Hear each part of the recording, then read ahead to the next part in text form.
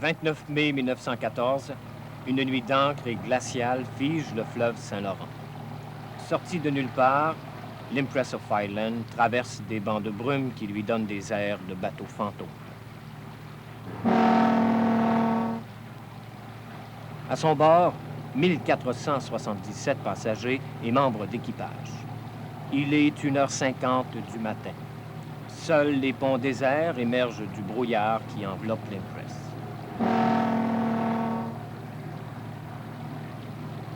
Le paquebot n'est pas seul dans la nuit. Le cargo norvégien Storstad navigue lui aussi dans les parages. Les deux bateaux se croiseront bientôt.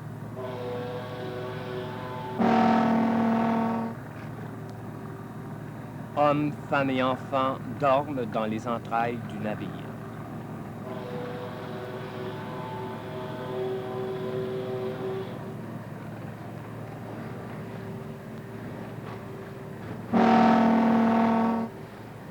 Tout à coup, c'est la catastrophe.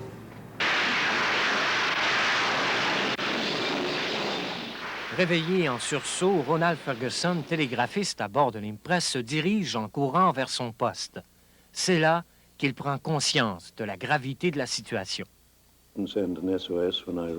Réalisant la gravité de la situation, je n'étais pas autorisé personnellement à lancer un SOS. Je devais avoir la permission des gens du pont du navire, permission que vint me donner à la cabine le commandant de bord.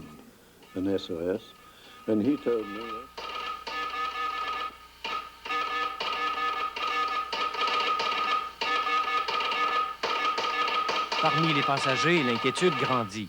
Tous cherchent à savoir ce qui se passe. Plusieurs se ruent vers les ponts extérieurs où se trouve déjà Burt Greenaway. J'étais sur le pont. J'ai vu le pont de l'autre bateau et celui-ci nous frappa en plein dans le flanc. Sa proue s'est enfoncée profondément. Et c'est par cette large échancrure que l'eau s'infiltrait abondamment. J'étais avec 5 autres passagers et nous avons crié à l'autre navire de ne pas faire marche arrière. Mais personne ne fit attention. Les sirènes retentirent et nous abandonnèrent. Mais l'autre navire se retira quand même. C'est la panique à bord. Dans la cohue, une petite fille de 8 ans cherche son père et sa mère. Elle s'appelle Grace Martin. À 82 ans, c'est avec beaucoup d'émotion qu'elle revit ces instants qui devaient la marquer pour la vie. Je pensais que j'étais dans l'eau avec mon père et ma mère. J'avais l'impression que mon père flottait et que j'étais sur lui. Mais j'étais seule parmi les débris.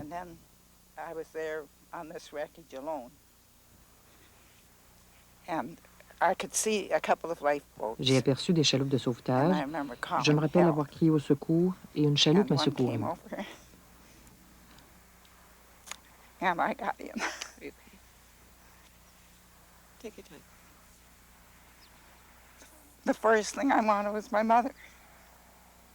Je réclamais ma mère. Ils ont tenté de me calmer, mais quand j'ai réalisé que ma mère n'était pas dans la chaloupe, je ne voulais pas y rester sans elle.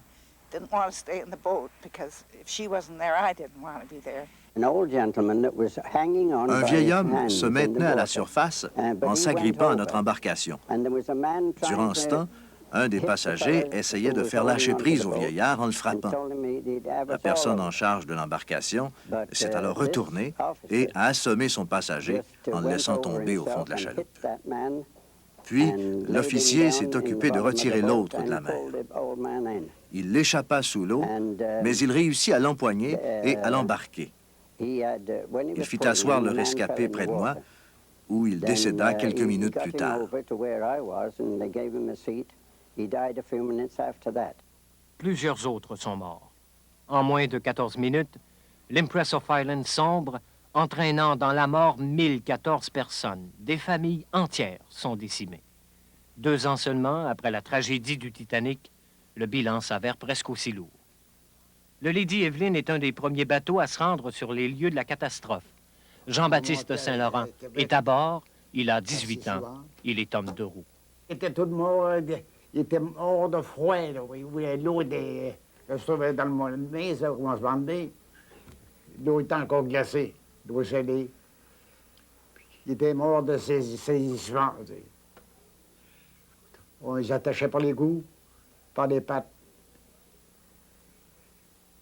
Il ne faut pas les laisser coller parce que les requins étaient tout autour des autres qui attendaient pour en dévorer. Oh, j'étais content quand il était fini, puis quand j'ai vu tous ces cadavres sur le quai de Rimouski, au-dessus de 200, je me suis dit, la nuit.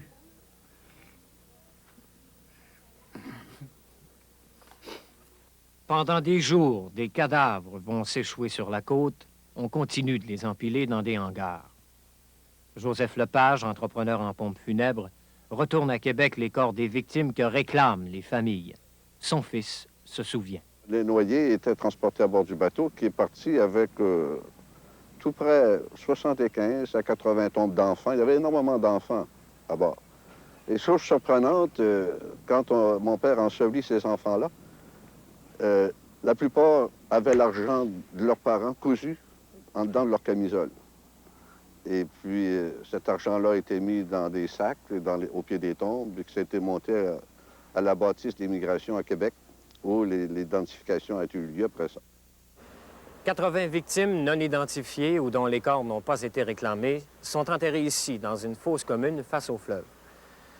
Quant aux 350 survivants, ils retournent chez eux avec comme seul bien des couvertures, des vêtements que les gens de Rimouski leur ont donnés. Une enquête est ouverte, bien sûr. Aucun blâme ne sera retenu contre l'un ou l'autre des équipages des deux bateaux.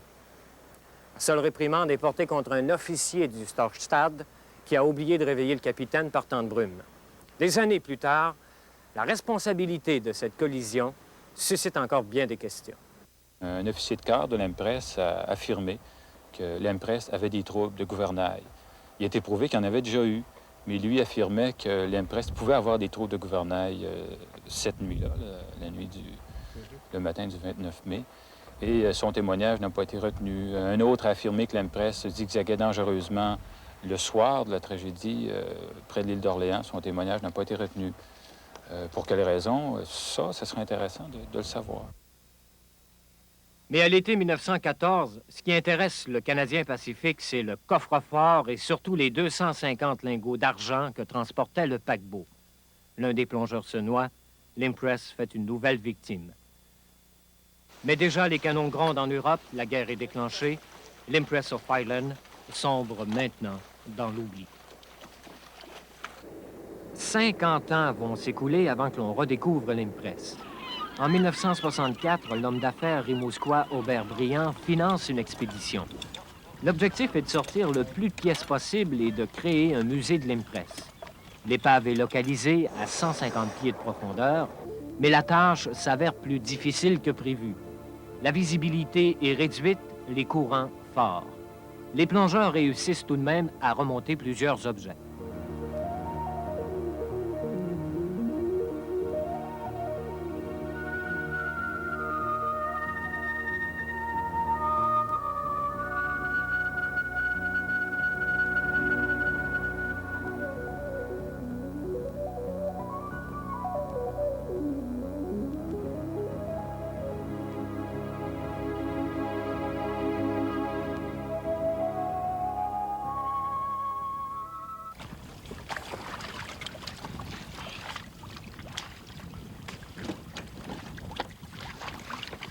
Ces hommes sont les premiers d'une longue série qui viendront dorénavant hanter l'épave.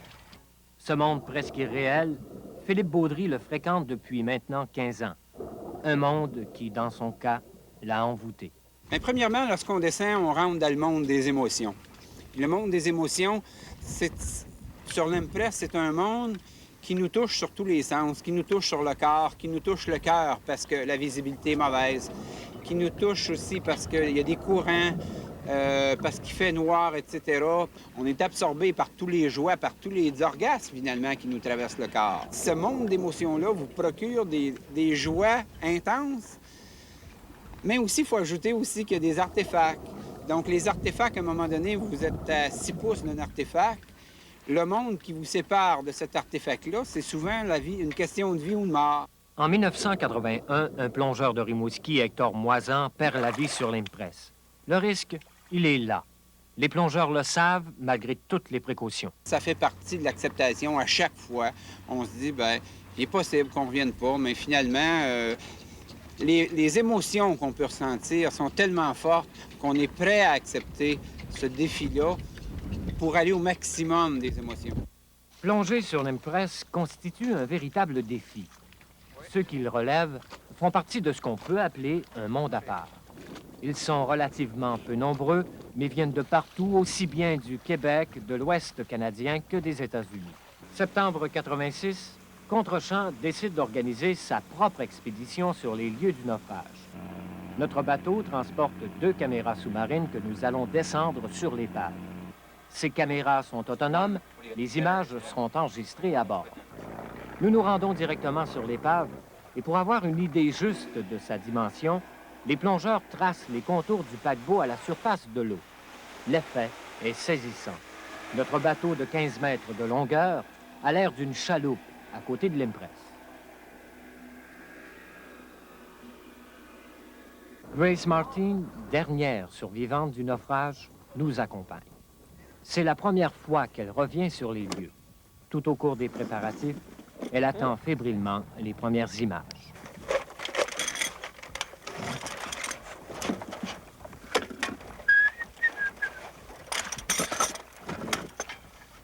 One who makes it, you know, wouldn't make a good feature. Yeah.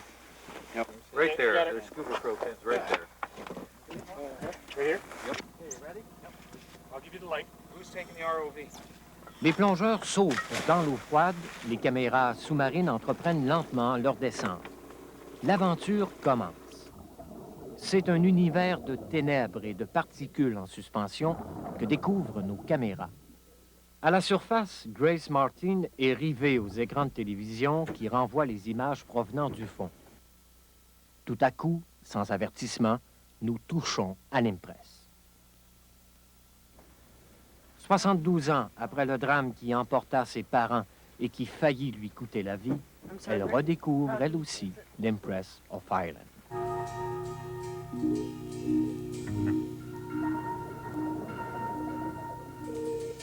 Impossible d'obtenir une vue générale de l'épave. À cette profondeur, les organismes marins forment un écran opaque. Les ténèbres enveloppent l'Impress. La visibilité se limite à quelques pieds pour les plongeurs qui doivent de plus lutter contre les courants. Tel un immense casse-tête, l'épave se révèle pièce par pièce, morceau par morceau.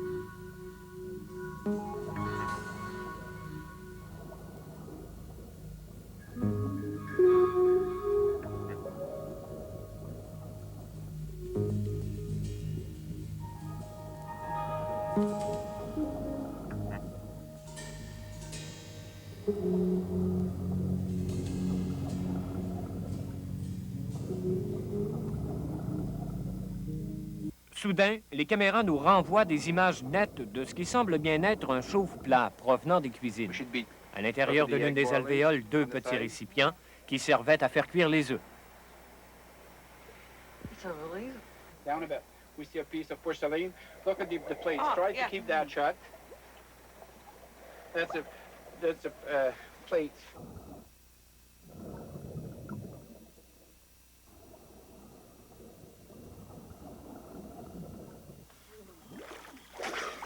What do you got, Mark? Beaucoup d'objets ont été rapportés à la surface par les plongeurs. Combien au juste? Nul ne le sait. Certaines pièces sont exposées au public, comme au Musée de la mer, près de Rimouski. Mais quantité d'autres, que ce soit des hublots, de la vaisselle, des bouteilles, font partie de collections privées et sont éparpillées un peu partout, même dans les commerces. Peut-on parler de pillage? Au strict plan légal, l'Impress of Ireland est considérée comme une épave abandonnée. À toute fin pratique, elle n'a pas de propriétaire, puisque le Canadien Pacifique ne veut pas reconnaître et faire valoir ses droits. Question pillage d'épave, la seule chose que je pourrais dire, on est des sauveurs. La seule chose que je pourrais dire. Ce qui arrive, c'est que piller l'épave, ça serait une épave dans le cook, ça serait une épave interdite à plonger. L'Impress of Ireland, c'est une épave qui est permis à tout le monde de plonger dessus. Alors à ce moment-là, ce qu'on fait, d'autres, on est des sauveteurs parce que le fait de récupérer des pièces qui sont dans le fond, À cause de l'eau salée, il y a plusieurs ponts supérieurs qui se sont effondrés. Il reste seulement le pont principal. Oui. Alors, de ce fait-là, en trouvant les pièces comme ça, on les met dans le musée. Ça permet aux gens d'aller en revoir encore. C'est pour ça qu'il n'y a pas de question de pillage. Ce que les gens peuvent voir aussi, ce sont des ossements. En coulant, l'Impress est devenu le cercueil de plusieurs centaines de passagers. Vous avez remonté à la surface des restes humains, des ossements. C'est pas un peu morbide, ça? Je fouillais dans la vase, j'ai senti cette chose ronde-là. Je pensais que c'était un plush parce que j'étais à la recherche de pièces de vaisselle. J'ai pris ça, j'ai mis ça dans mon sac. Vous saviez pas que c'était un crâne humain? Du tout. J'arrive à la surface, je sors ça. Qu'est-ce que je fais avec ça? Je le rejette à l'eau. J'en étais pas capable. Je l'ai remis au musée. Il est au musée de la mer présentement. Les touristes peuvent le voir, les gens peuvent le voir. Ça, c'est l'histoire du crâne, finalement. Ça, c'est l'histoire du crâne. Ça m'a fait vibrer sur le coup parce que quand t'as ça dans tes mains, ça fait curieux. T'as l'impression de piller... une tombe, quoi. C'est ça. Durant toutes ces plongées que j'ai faites là, j'ai rencontré qu'une seule fois un des ossements, et c'est par hasard. Puis, de toute façon, les gens qui y plongent, du moins ici dans la région, ont comme éthique de ne pas toucher à ces ossements-là. Ils les laissent là, il y en a. Puis, je me dis, c'est pas pire que de marcher sur un cimetière, en fin de compte. Lorsqu'on plonge, on visite une épave, ou de marcher sur un cimetière, c'est la même chose. De nos jours, la splendeur de l'Impress se mesure plus facilement en surface à travers les nombreuses collections que dans le fond du Saint-Laurent, où gîte une épave de plus en plus dépouillée. Philippe Baudry possède une collection qu'il évalue lui-même à 100 000 $. Il est peut-être temps d'arrêter s'il n'est pas trop tard. Non, il n'est pas trop tard, parce que cette année, je pense que c'est la dernière année. J'ai vu tout ce qui s'est passé là, dernièrement avec tous les hublots qu'on a enlevés, parce que tous les hublots, c'est peut-être la partie la plus reconnaissable d'un bateau. Ouais. Je pense que si on arrêtait aujourd'hui, je pense, à détériorer l'extérieur, on garderait quand même une bonne image. C'est un site historique, mais c'est un cimetière ici. Et je pense qu'on devrait copier quand même l'approche qu'on a sur le Titanic, de vouloir garder les pièces au fond. Et d'en faire un parc, surtout un parc sous-marin. L'épave est très intéressante parce qu'elle est complète encore d'un bout à l'autre. Mais malheureusement, elle se détériore assez rapidement dû à l'eau salée, aux micro-organismes qui s'y trouvent. Là. Oui. On constate que d'année en année, le bateau s'écrase. Ça veut dire que d'ici quelques années, il n'y en aura plus d'épaves? Je croirais que quelques dizaines d'années, ça va devenir simplement un amas de ferraille. Oui. Oui, puis l'intérêt va devenir aussi beaucoup moins à ce moment-là. Mais l'idée de créer un parc marin pour protéger l'épave, est-ce que vous pensez que ce serait une bonne idée, ça? Moi, je pense que c'est complètement illogique. Pourquoi? Parce qu'en fin de compte, dû à l'état de l'épave elle-même, dépenser des sommes considérables comme ça pour cette épave-là. Aussi, il faut penser que ça attire quand même peu de monde. Il y a peu de plongeurs qui réussissent quand même à l'allier la visiter dû à sa grande profondeur, aux conditions qui sont difficiles également. Oui. Alors, je pense que ce serait un petit peu utopique de penser de créer un parc marin, surtout à une distance comme 4 000 et demi au large. Je ne crois pas à ça, moi. Quand les plongeurs ne pourront plus s'y rendre, quand le fond vaseux du Saint-Laurent aspirera à tout jamais l'épave, peut-être qu'à ce moment, l'Impress of Island sombrera totalement dans l'oubli.